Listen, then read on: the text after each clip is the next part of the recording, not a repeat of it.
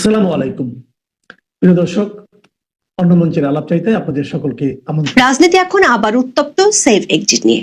অন্তর্বর্তী সরকারের ভেতরেই ছড়িয়ে পড়ছে এই সেফ এক্সিটের ভয়। কিছুদিন আগে সরকারের কাছের লোক বলে পরিচিত অর্থনীতিবিদ দেবপ্রিয় ভট্টাচার্য সেফ এক্সিটের কথা বলেছিলেন, কিন্তু তখন বিষয়টি খুব বেশি চিন্তার খোরাক জোগাতে পারেনি। কিন্তু এবারের সরকার একেবারে আপনজন নিয়োগকর্তা বলে পরিচিত কিংস পার্টি এনসিপির আহ্বায়ক নাহিদ ইসলাম আবার সামনে আনলেন সেফ এক্সিটের বিষয়টি। বলেছেন, সেফ এক্সিটের জন্য অন্তর্বর্তী সরকারের উপদেষ্টাদের অনেকেই বিভিন্ন রাজনৈতিক দলের সঙ্গে লিয়াজও করে ফেলেছে। তারা নিজেদের সেফ এক্সিটের কথা ভাবছে। 4 অক্টোবর একটি বেসরকারি টেলিভিশনের কাছে দেয়া নাহিদ ইসলামের এমন মন্তব্য সামাজিক যোগাযোগ মাধ্যমে তুলেছে নানা আলোচনা সমালোচনার ঝড়। অবশ্য উপদেষ্টা শারমিন মুর্শিদ নাহিদের এমন দাবিকে উড়িয়ে দিয়েছেন। বলেছেন, উপদেষ্টাদের সেফ এক্সিটের দরকার আছে বলে মনে করেন না তিনি। আমাদেরও প্রশ্ন, উপদেষ্টাদের সেফ এক্সিট দরকার হবে কেন? তাও আবার যেন তেন উপদেষ্টা পরিষদ নয়, নোবেল বিজয়ীর উপদেষ্টা পরিষদকে সেফ এক্সিট নিয়ে ভাবতে হবে কেন? শারমিন মুর্শিদ যতই মিডিয়ার সামনে বলুক না কেন, সূত্রগুলো বলছে সরকার এবং সরকার উপদেষ্টা পরিষদের ভাবনা এখন কতটা নিরাপদে প্রস্থান নেওয়া যায়, ভবিষ্যৎ জীবনকে কতটা নিষ্কণ্টক করা যায়। বিস্তারিত জানতে চলুন যাওয়া যাক বিশ্লেষণে। শুরু করা যাক ঐতিহাসিক একটি ঘটনা দিয়ে। সম্রাট বাবরের কথা আমরা সবাই জানি। সম্রাট বাবর যখন মধ্য এশিয়া ছেড়ে ভারতের পথে পা বাড়ান, সবার আগে দখল করেন কাবুল। কাবুল দুর্গ অবরোধের পর কাবুলের শাসক মুকিম বেগ বাবরকে শর্ত দেন, ধন সম্পত্তি ও প্রাণ নিয়ে নিরাপদে প্রস্থানের সুযোগ দিলে তারা কাবুল ছেড়ে যাবেন। রাজ্য, রাজার ভাগ্য এবং রাজনীতিতে এমন সেফ এক্সিটের ঘটনা বহু আছে। মানে রাজনীতিতে এই সেফ এক্সিটের বিষয়টি নতুন কোনো বিষয় নয়। ইতিহাস বলে, রাজা আসে রাজা যায়, তবে আগের রাজা নিশ্চিন্ত হতে চায় ক্ষমতা ছাড়ার পর তার নিরাপদ প্রস্থানের বিষয়টি। অধ্যাপক ইউনূসের নেতৃত্বে অন্তর্বর্তী সরকারের আশেপাশে ঘুরছে এখন এই সেফ এক্সিটের ভাবনা। সেটি আবার যে কেউ বলেননি, বলেছেন নাহিদ ইসলাম, যিনি এনসিপির আহ্বায়ক, সরকার নিয়োগকর্তা বলে পরিচিত। তিনি এক সময় অধ্যাপক ইউনূসের সহকর্মীও ছিলেন। এখনো পর্দার আড়ালে সরকারের নীতি নির্ধারণে বেশ প্রভাবশালী। তিনি 4 অক্টোবর 71 টেলিভিশনকে বলেছেন যে সরল বিশ্বাসে তারা উপদেষ্টাদের নিয়োগ করেছেন, সে বিশ্বাস কাচের আয়নার মতো ভেঙে গেছে। উপদেষ্টাদের মধ্যে অনেকেই তাদের সাথে বেইমানি করেছেন। শুধু বেইমানি করেননি, এখন উপদেষ্টারা ভাবছে দিন শেষ, সময় ফুরিয়ে এসেছে, চলে যেতে হবে, তাই যাওয়ার পথ করে নিতে হবে, যেটি রাজনীতিতে পরিচিত সেফ এক্সিট হিসেবে। দর্শক, আপনাদের হয়তো মনে আছে, অর্থনীতিবিদ দেবপ্রিয় ভট্টাচার্য কিছুদিন আগে সরকারকে পরামর্শ দিয়েছেন। বলেছিলেন উপদেষ্টাদের যাওয়ার রাস্তা নিয়ে ভাবা উচিত। হয়তো দেবপ্রিয় ভট্টাচার্যের সেই পরামর্শ সরকার অনেক উপদেষ্টা শুনেছেন। কিন্তু প্রশ্ন হলো, সরকার এরই মধ্যে ঘোষণা দিয়েছে আগামী ফেব্রুয়ারির প্রথমার্ধে জাতীয় সংসদ নির্বাচন হবে। সে নির্বাচন হলে নতুন সরকার দায়িত্ব নেবেন, বর্তমান সরকার চলে যাবে, নতুন সরকার আসবে। এখানে তো সেফ এক্সিটের কোনো প্রশ্ন নেই। সেফ এক্সিটের প্রশ্ন তখনই আসে যখন তার প্রস্থান আনসেফ হয়ে ওঠে, যেমনটা সম্রাট বাবরের কাছে মুকিম বেগ চেয়েছিল। দর্শক, আপনাদের নিশ্চয়ই মনে আছে, দায়িত্ব নেওয়ার পর প্রধান উপদেষ্টা জাতির উদ্দেশ্যে দেওয়া ভাষণে বর্তমান সরকারের মেয়াদ নিয়ে কোনো কথা না বললেও বলেছিলেন ছাত্ররাই যেহেতু তার নিয়োগকর্তা, তাই ছাত্ররা না চাইলে তিনি আর থাকবেন না।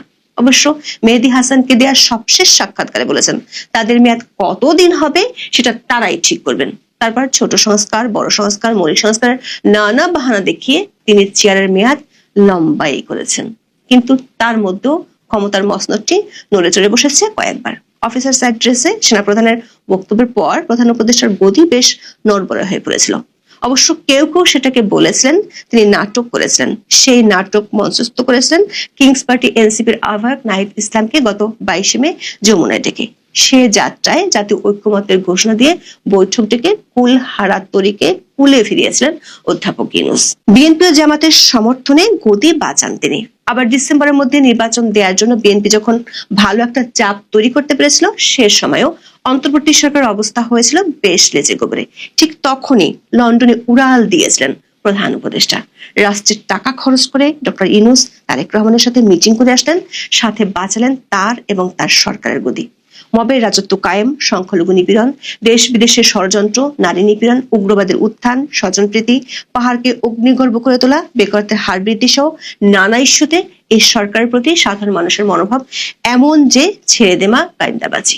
বিষয়গুলো আঁচ করতে পেরে উপদেষ্টারা মাঝে মধ্যেই এক্সিটের প্রসঙ্গ টেনে আনেন। তবে সেই এক্সিটের যে লেজে কবরে অবস্থা সেটা উপদেষ্টারা নিজ মুখেই স্বীকার করেছেন। 6 অক্টোবর শারমিন মুর্শিদ বলেছেন, এখনো নির্বাচনের পরিবেশ তৈরি হয়নি। দর্শক, ফেব্রুয়ারির শুরুতে নির্বাচন মানে হাতে মাত্র 4 মাস। এখনো যদি পরিবেশ তৈরি না হয় তাহলে কবে হবে? ঘুরে ফিরে সেই পুরনো প্রশ্নই উঠেছে, নির্বাচন কি আদৌ হবে ফেব্রুয়ারিতে? যদি হয় তাহলে তো সেফ এক্সিটের প্রয়োজন নেই, আর যদি না হয় তাহলে সেফ এক্সিটের প্রশ্ন আসবে। ঘুরে ফিরে শারমিন মুর্শিদও কিন্তু একই ইঙ্গিত দিচ্ছেন। নির্বাচন নিয়ে প্রশ্ন ওঠার কারণটাও শারমিন মুর্শিদের কথায় আছে, তা হলো সংস্কার।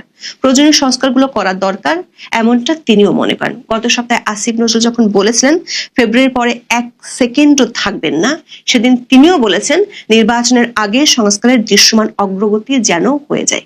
অবশ্য আসিফ নজরুলের এ দাবির বিশ্বাসযোগ্যতা নিয়ে ইতিমধ্যে জনমনে ব্যাপক সন্দেহ আর অবিশ্বাস আছে। কারণ সংস্কার তো দূরের কথা, জাতীয় ঐক্যমত্য কমিশনের নামে যে নাটক গত 7 মাস ধরে চলছে তাতে এ নিয়ে জনমনে অনেক প্রশ্ন দেখা দিয়েছে। সংস্কার কমিশনের মেয়াদ বাড়াতে 15 অক্টোবর পর্যন্ত বাড়ানো হয়েছে। তারা 84টি সংস্কার প্রস্তাব নিয়ে আলোচনা করছে।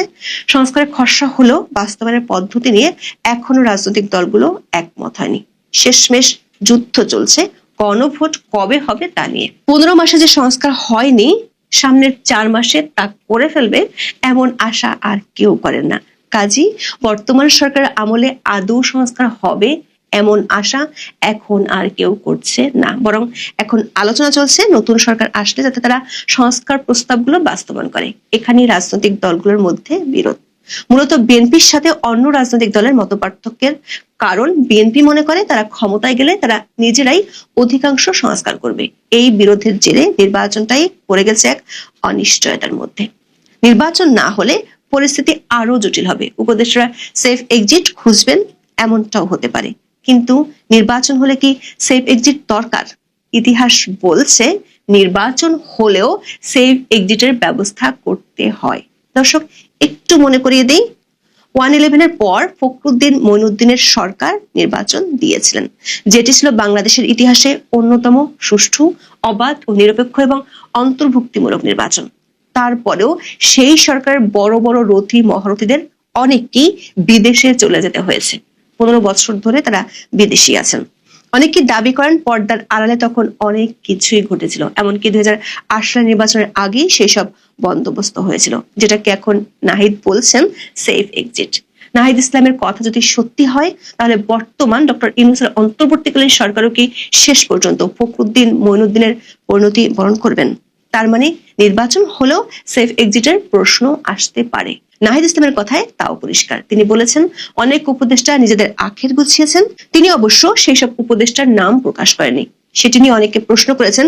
নাহিদ বলেছেন সময় এলে সাধন হবে, মানে নাম প্রকাশ করা হবে। এর আগে উপদেষ্টা আসিফ মাহমুদ লালনের এমন সাধনার কথা বলেছিলেন, জানিয়েছিলেন সময় এলে সবকিছু ফাঁস করে দেওয়ার কথা বলেছিলেন এনসিপি নেতা হাসনাত আব্দুল্লাহ।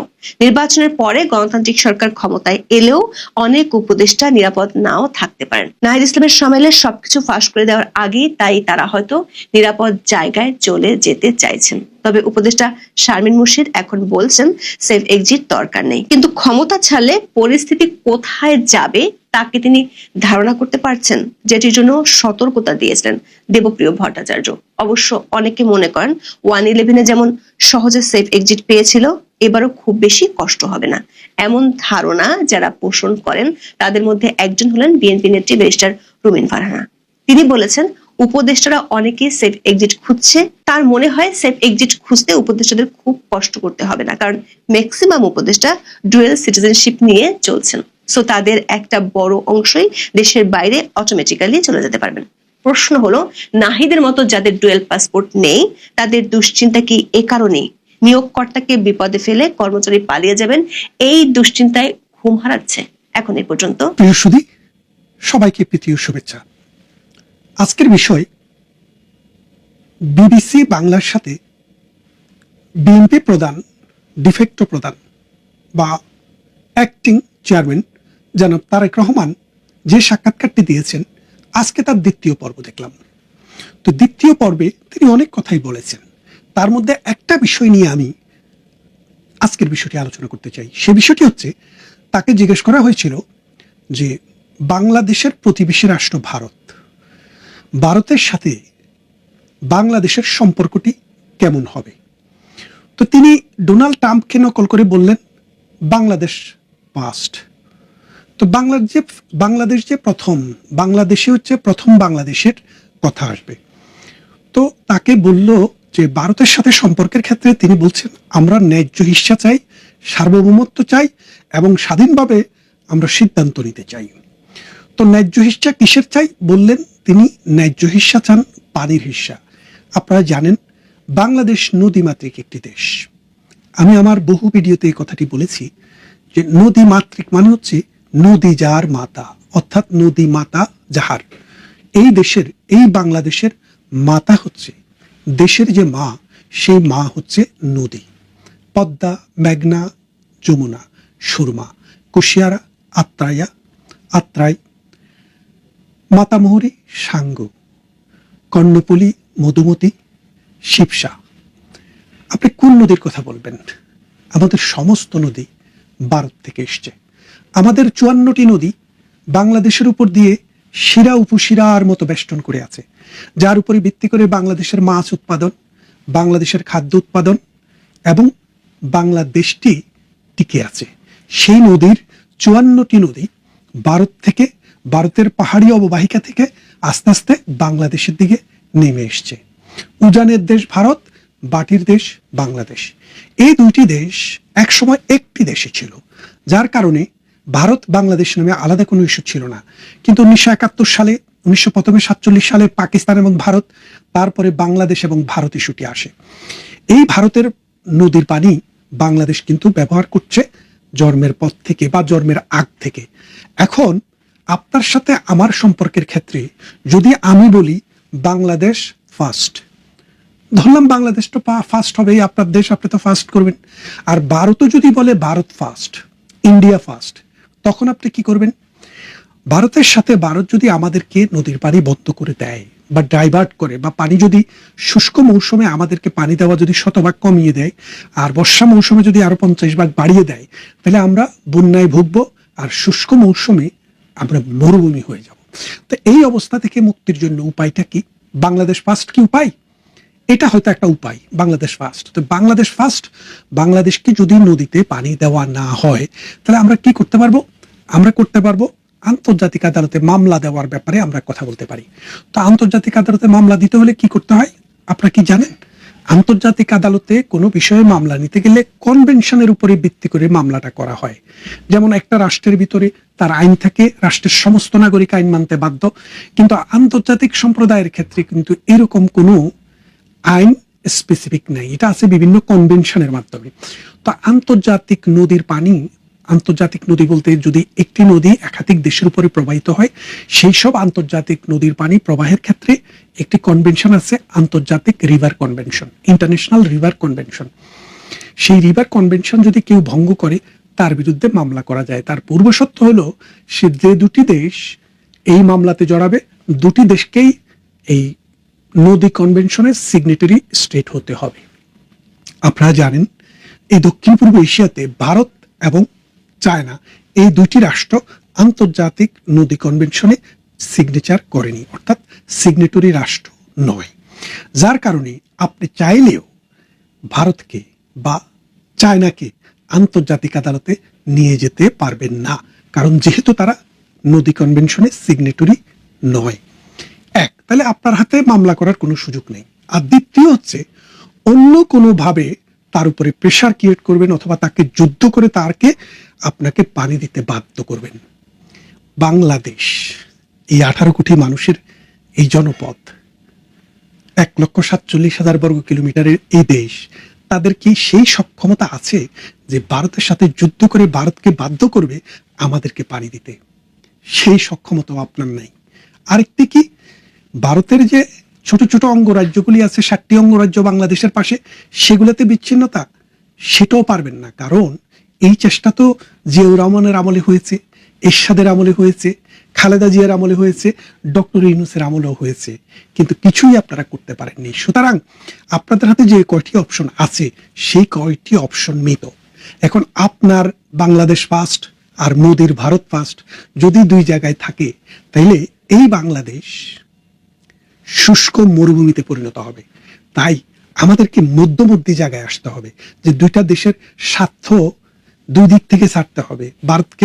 ভারত ফার্স্টের জায়গা থেকে একটু নেমে আসতে হবে, আর বাংলাদেশকে বাংলাদেশ ফার্স্টের জায়গা থেকে একটু নেমে আসতে হবে, এবং প্র্যাগমেটিক অ্যাপ্রোচ নিয়ে দুইটা বন্ধুপ্রতিম রাষ্ট্রের মধ্যে একটা নেগোশিয়েটেবল একটা রিলেশন